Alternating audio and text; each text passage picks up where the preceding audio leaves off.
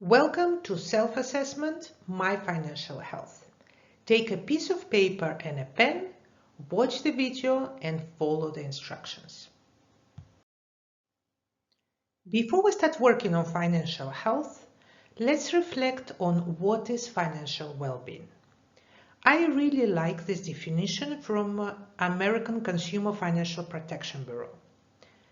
According to this definition, financial well-being is a state of being wherein a person can fully meet current and ongoing financial obligations, can feel secure in her financial future, and can make choices that allow her to enjoy life.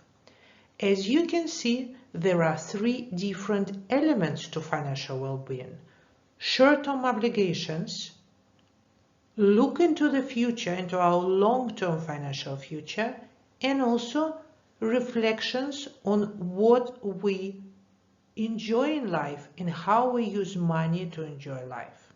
Let's look at all of this in depth. As we have seen from the definition of financial well-being, there are three elements of financial health. And we can assess our financial health from these three elements. One is short-term perspective, another one long-term perspective, and a third and the most important one is the self-reflection. In the following slides, we'll go through these three different perspectives, and you will be able to reflect about what you're doing right and what you could improve in the future from these three perspectives. Now you take your piece of paper and we divide it into 4 parts. The upper part we will call financial health short-term and financial health long-term. The bottom part we will divide in 2. One is financial mindset and another one financial habits. As we will progress with the following slides, you will be writing down what you're doing positive at this moment and what could need improvement. So for each element, you will divide that quarter into 2 parts, put plus and minus, and will be writing down, first of all, the positive things, the good things you're already doing for your financial health. And also, you can make notes on what needs improvement. As we finish with this video, hopefully you will have already very good idea of which element of your financial health requires more attention, and you will have some good ideas of where to start.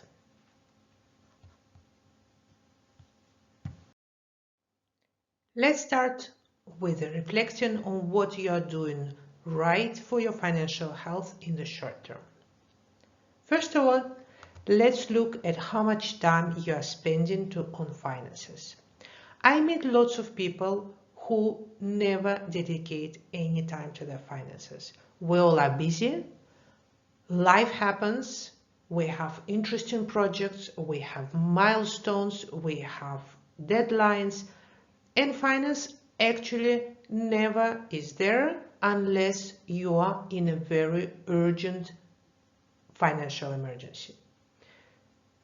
So if you don't dedicate time to your finances on a regular basis, put a big minus in the short-term financial health block and make sure that from now on you find a way to increase your involvement with your personal finances. Another way to assess your financial health short-term is look at your spending in accordance with your income. Here, I believe that majority people in this group and the majority people who follow me are probably okay. You are not overspending, you are maybe also you're saving something, so you're probably okay here. If you're not, then it's a big financial emergency. Debts. Debts are okay if they're manageable. It's okay to have a mortgage to pay back your property. It's okay to have a small credit card debt. What is bad is when the debts are growing every month, when we don't know how we can pay our mortgage, then it's a debt which is unmanageable and which is bringing you in a financial distress. So then you are in a financial emergency and something drastic has to be done. And finally, another thing is that you have to be prepared to certain adversity by having an emergency fund. We all noticed in the last years that lots of absolutely unpredictable things can happen, and the amount of your emergency fund can literally mean continue your life as normal or going into financial distress. I often get asked what should be the size of the emergency fund. I would say at least 1 month's salary, ideally probably 3 to 6 months your monthly income or your monthly spending. You want to feel secure that the moment you lose your income, you have enough time to find your next job, to do something else, to not go immediately into high interest rate. So this was financial health short term. Now let's talk about very important subject, your financial health in the long term. If I can rephrase it, what are you doing today for your 60 years old self?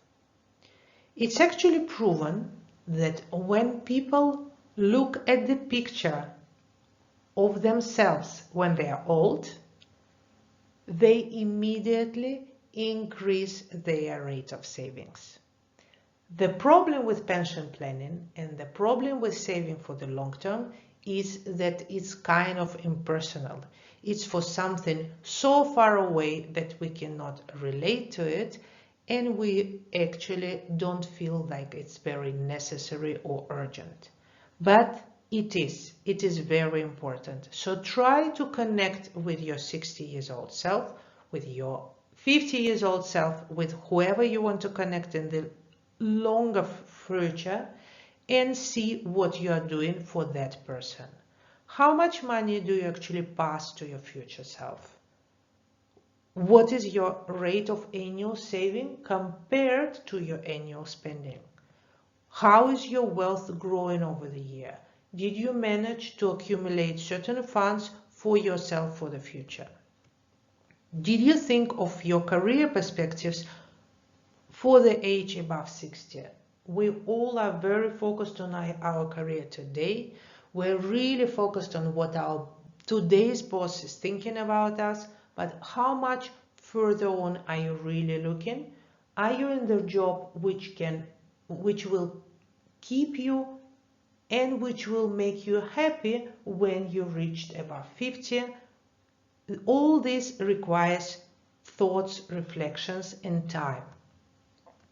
Maybe you need streams of passive income. In fact, pretty much everyone needs streams of passive income for the happy retirement or for the moment when they just don't want to have dependence on their daily jobs.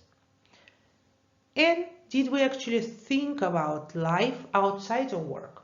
All this, I think, is big part of thinking about our financial health long term.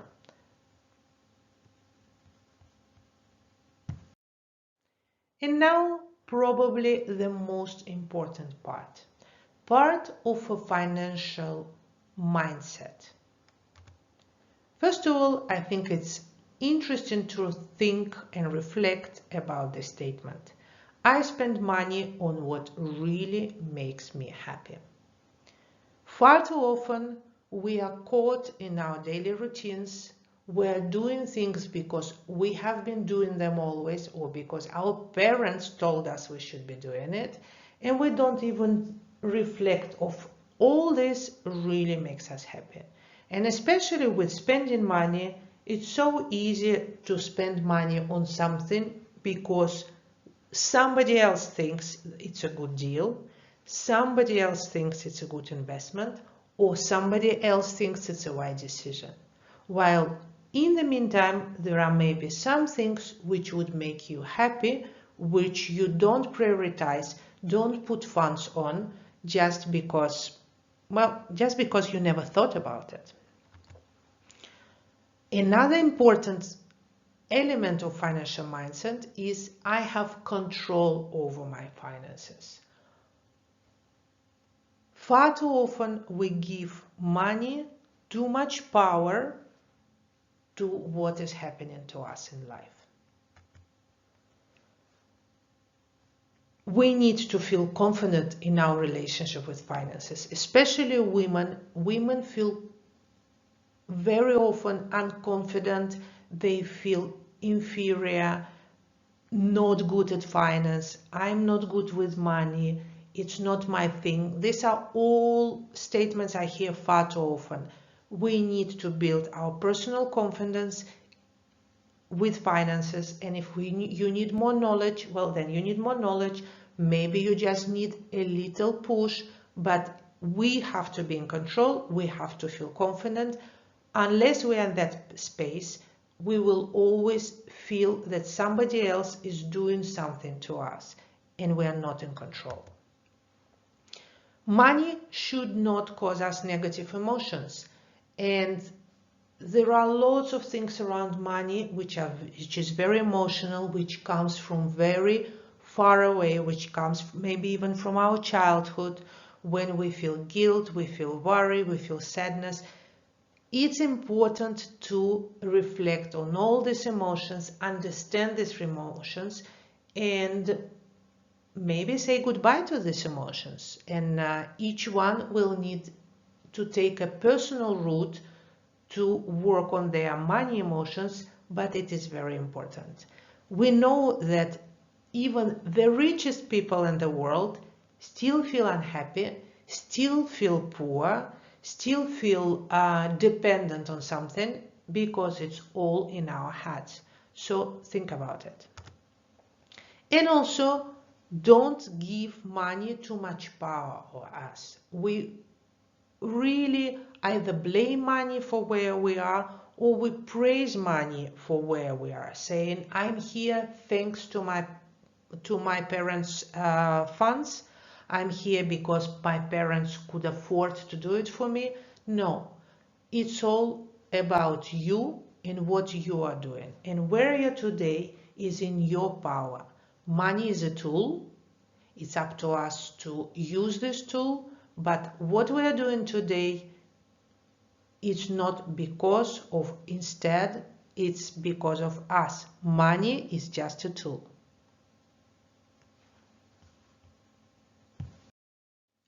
Financial habits. We cannot get there if we don't have healthy habits of working on our finances. So here are some ideas. 15 minutes a week wealth management day. I have a separate video about it. The idea is that in your agenda always you have 15 minutes a week. It's called wealth management day, and this is a time you work on your finances every week.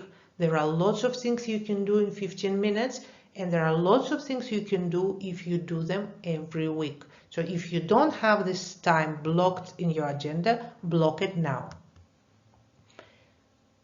Regular control and analysis of your numbers. This is extremely important. Today we have information easily accessible. We have our apps, our bank app is on our phone. And yes, we can see what is our spending. We can watch how much we spend this week. This is nice.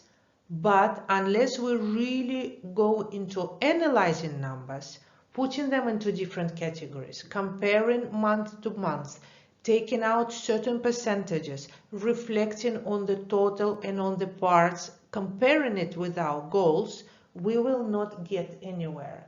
So don't confuse amount of information you have on your app with analysis. Nobody can make analysis for us, and it is our work to sit and think about our finances and analyze it, make conclusions, and make certain steps to work on our goals. And here I talk about long-term financial strategy. Majority of women in my community are professionals. We work for companies, we run our own businesses, and we know that nothing is possible without plan. For our business, we have a business plan. For our department, we have plans. We write marketing plans, we have financial plans, we have meetings, milestones. We are very, very professional. But our finances, I hardly meet people who have their financial strategy written down by themselves. I don't hear about people having financial meetings with their partner, going through the goals, going through the milestones, and this is all what we should be doing. It doesn't have to be complicated, but it needs time, it needs focus, and it has to be a long-term strategy. And ideally, it has to be written, because you know perfectly what is not written doesn't really exist. So take time to be professional with your money. This is what my message is today. Feel and behave professional with your finances. And if you start saying yourself that you are a professional person and that you treat your finances professionally with respect that they deserve, it already will be a big change in attitude, which you will see will be reflected in the things you do, and you will notice it in your finances.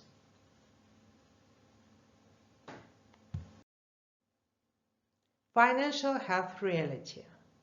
Wherever you stand today, and whichever conclusions you made on these 4 elements we looked at, I would like to pass this message. Today, you are at your highest earning capacity. Try to look from this perspective. It would be fantastic if tomorrow you get a salary raise. It will be great if in 2 years you sell your business and you will be a millionaire.